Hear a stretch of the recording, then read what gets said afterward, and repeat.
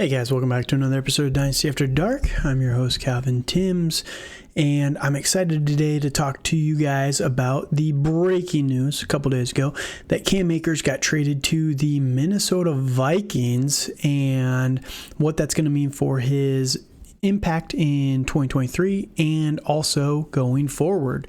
So before I get into that, if you can, please follow me on Twitter, X, whatever it is, at TDC_Calvin. You can find the podcast over there as well at FF After Dark.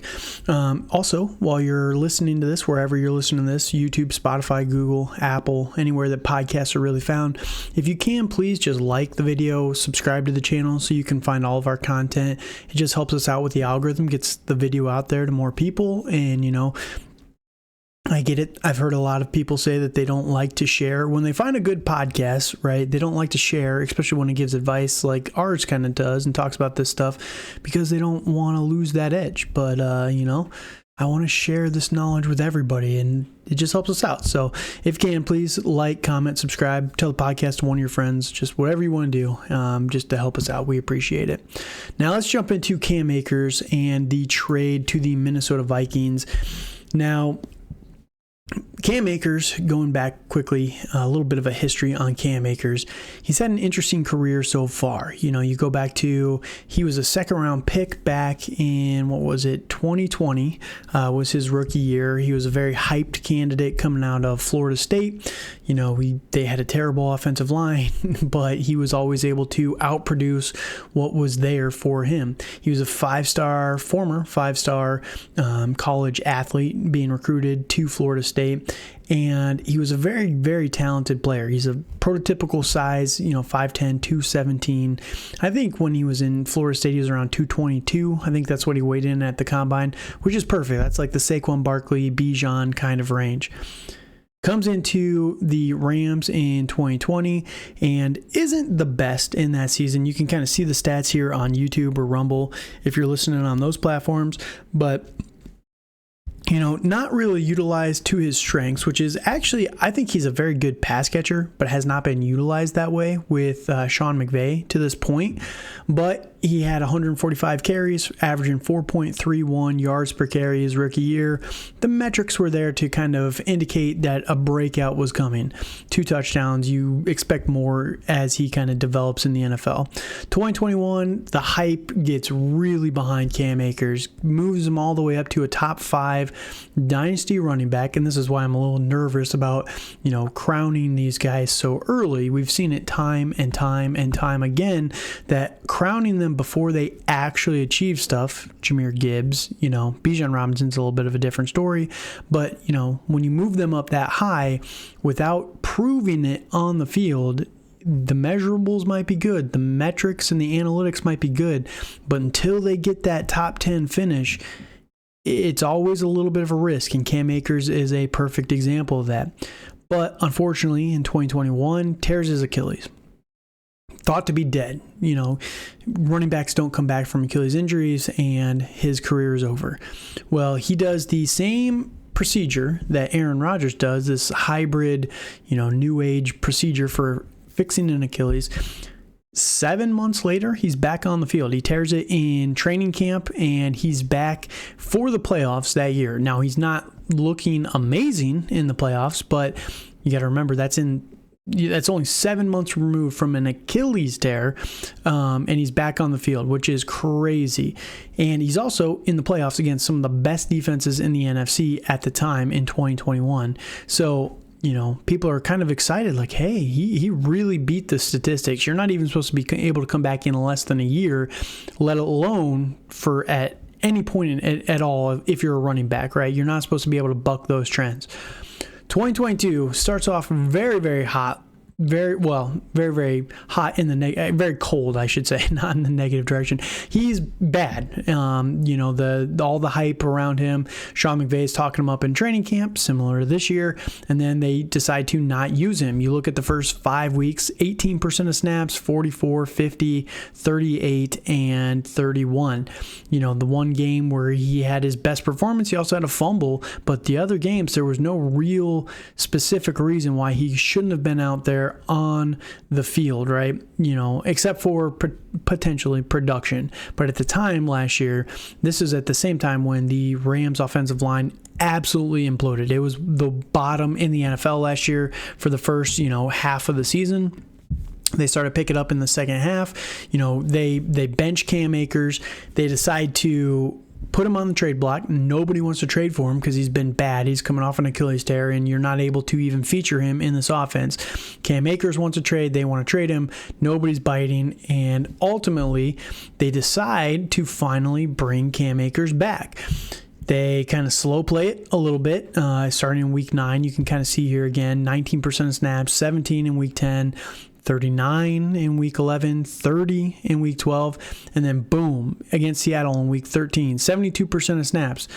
Week 14, 42%, but he saved that with a touchdown that week. 76, 75, 78, 100% of snaps in the last 5 of the last 6 weeks. He was playing 70+% of snaps. He's back. He's there. He's what we wanted from him all along. He had 19, 9, 13, 35, 16, 15. These are good weeks, especially at the end of the year. Now, you fast forward again into 2023. All the hype around Sean McVay, he's talking him up. He's giving him praise in the offseason.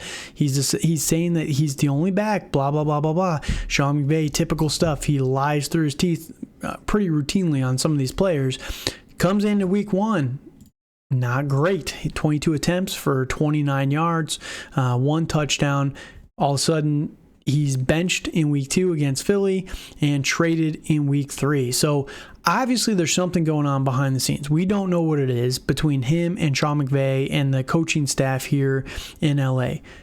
Does that mean Cam Akers is not a good player? No, it does not. We clearly saw at the end of last year, if he has a semi-capable offensive line in front of him, he's going to be able to put up good RB1, fringe RB1 numbers. But at the same time, he's not been able to really inculcate himself to the staff. He's not able to win over the coaching staff. And for whatever reason, they just don't feel confident with him, so much so that they were able to trade him out for a pick swap in 2026. It is currently 2023. So, it's a late round, 6th or 7th round pick swap in 2026.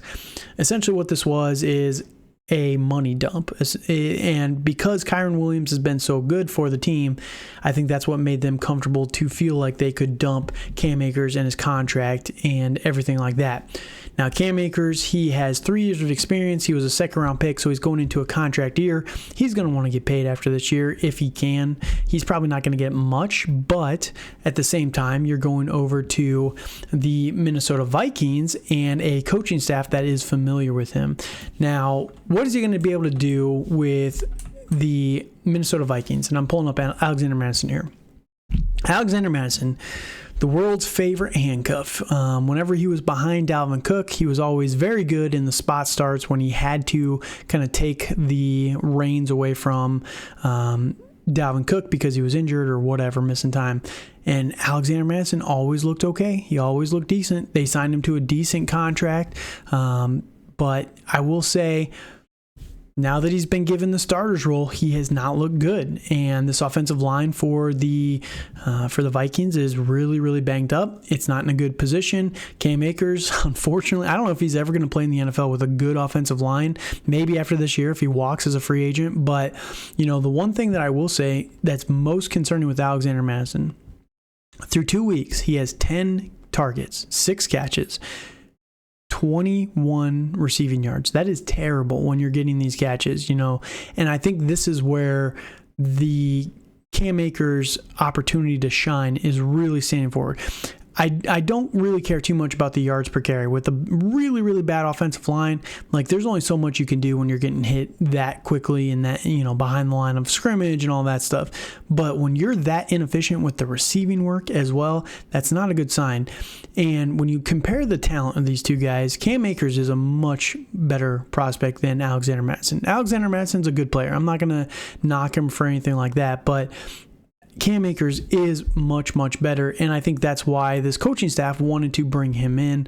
They're familiar with him again. Kevin O'Connell played with him when he was coaching for the Rams, and I think that they're just not happy after they lost Dalvin Cook. Dalvin Cook kind of looks a little washed right now anyway, so getting more competition for this backfield is a good sign. Now, a lot of people out there are talking about Ty Chandler, which is the guy that they're anticipating that he's going to replace.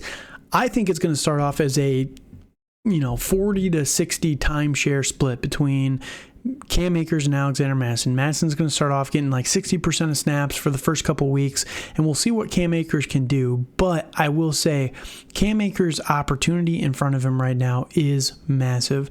One, if he is good enough, they might sign him to a long contract. It might not be for massive money.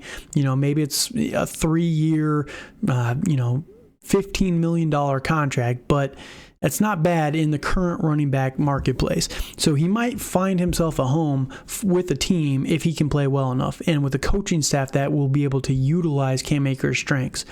2, Alexander Mattison has not been good so far this year. Cam Akers, I think, is the superior talent, and if he can show that on the field, he might be able to take over the number 1 spot, which is very rare that he was going to be able to find a spot to do that, especially when you have a coaching staff that doesn't really like you in LA with Sean McVay. Now, is he going to be able to win over Kevin O'Connell and this Vikings staff? It's a question mark, but I do think that the opportunity there for Cam Akers is immense and something to keep in mind. Now, you look at the schedule here for the next couple weeks. They've already come out and said that he's not going to play this week. This would have been a good one for him to hope. Unfortunately, he didn't get traded last week because the Chargers would be a good one for him to play against. Carolina is also a very good run positive matchup. Kansas City is going to be a tough one here in week 5, but in week 6 at Chicago, another good matchup. San Francisco in week 7, they can be run on a little bit better. He might have a rematch against them. But I think that the opportunity for him is definitely immense with the schedule, the availability of targets in this backfield, and his talent. And, for Dynasty, if you're talking a second-round pick for Cam Akers, I would definitely be considering that for him if you need a running back. The running back marketplace in Dynasty right now is it's a wild time. It's definitely a up and down roller coaster right now. There's so many running backs that are getting injured and banged up on a weekly basis that nobody feels confident investing in any of these guys for anything. So if you can get a second for Cam Akers, if you're in rebuild, that's what I'd be shipping him off for. I also, if you're in rebuild, don't mind waiting until after this year because, again, he's a free agent, so he's going to be able to walk and sign wherever he wants. Now, whether that's Minnesota or somewhere else, we won't have to wait and see, but there is the potential that after the season, if he plays well enough, he could get a big bump in his dynasty value, signing with, let's say, for example, he signs with the Philadelphia Eagles or whoever you want to pick. It doesn't really matter. A good running back team. If he signs with them, there's the potential that his dynasty value will bump up, right? But I think that this is a good spike. If you have Cam Akers and you're in rebuild, now is a good time to sell, or you wait until after the season. If you're buying Cam Akers, again, the second round pick for Cam Akers, if he helps you win, which running backs are thin and very few and far between right now, in terms of talented guys that can give you week winning performances. You go back to last year, the end of last year, again, Cam Akers was on an absolute tear to end the season, and I think that needs to be appreciated. And if you're in contention and you need a running back for depth, a second round pick for Cam Akers is more than fair. So if you can get a first for him, feel free and go ahead. But the other thing I'd be looking to do with Cam Akers right now is if you can use him with if you have Cam Akers and you're a contender, you could be using him to kind of pivot into one of those better players, like a Potentially like a Kenneth Walker, for example. I think that I would take the stability of Kenneth Walker over Cam Akers. If you can pair Cam Akers with a second or something, whatever that trade might be, using Cam Akers, you have to talk to those owners, but using him to upgrade to one of those more safe options, like Cam Akers plus what for Saquon Barkley, for example. Saquon's banged up. He's going to miss some time, especially with this ankle injury. He's probably going to miss a month, and he might not be the same when he comes back, but Saquon's going to be able to choose where he wants to go next year, and he's still a good player, don't get me wrong. So Cam Akers in a second for Saquon, is that crazy given the fact that Saquon might miss time? Maybe. You have to go talk to the Saquon owner in your league. So just an idea there. If you are someone that's kind of on the fringes and you have Cam Akers, what I'd be trying to pivot to do is use him to go and vault up and get one of those more one of the bottom end of those top tier guys. But you can let me know your thoughts down below and how you feel about Cam Akers and his trade value in Dynasty right now. What do you expect from Cam Akers going forward in 2023 and beyond? Until next time, though, you can find me on Twitter at TDC_Calvin. Again, you can find the podcast at FF After Dark, Dynasty After Dark YouTube channel, Facebook, Rumble, Spotify, all those things. You can find the podcast anywhere. So thank you guys so much for listening. And until next time, have a good night.